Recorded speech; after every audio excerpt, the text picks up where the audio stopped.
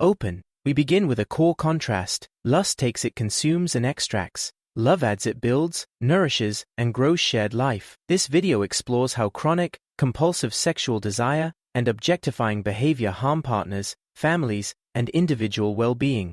Psychology frames the difference in neurochemistry and motivation. Lust is often short-term and dopamine-driven, high on immediacy and reward-seeking. Love, especially long-term bonding, involves oxytocin, vasopressin, and attachment systems that promote mutual care and cooperation.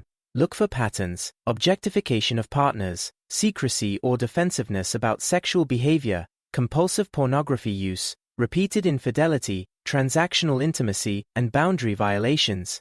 These behaviors often prioritize personal gratification over mutual respect.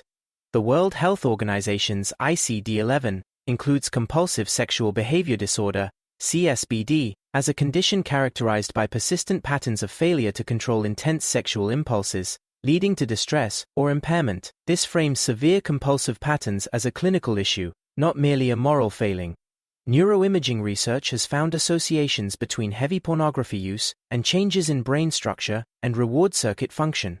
For example, Ken and Galanat's work reported links between higher consumption and differences in regions tied to reward processing. These findings indicate altered responsiveness in dopamine pathways, again, association rather than simple causation, but clinically relevant.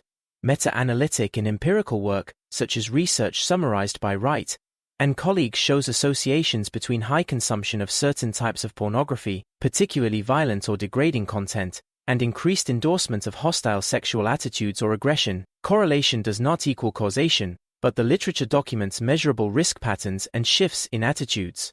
When addiction, entitlement, and jealousy combine with compulsive sexual behavior, the risk of coercive control and intimate partner hostility can rise. Research into intimate partner violence identifies patterns where sexual entitlement and controlling sexual behaviors predict higher incidence of emotional and physical abuse. The phrase, extracts a woman's sacred womb, or manifestation power, is a metaphor for emotional and reproductive coercion.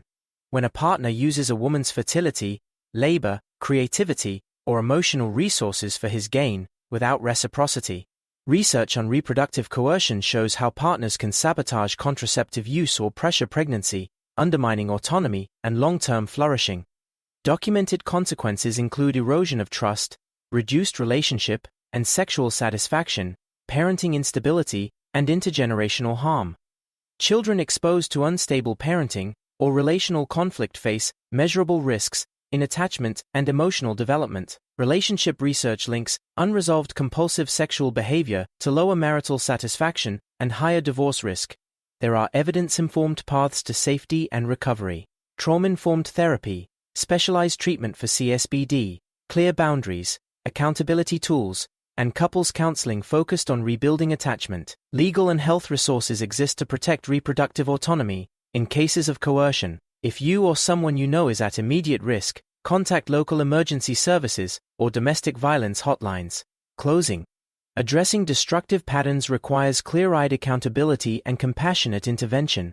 Call harmful behavior what it is: exploitative and damaging, while supporting evidence-based recovery for those who seek it. Lust that only takes can be transformed by relationships that add respect, mutual care, and shared responsibility.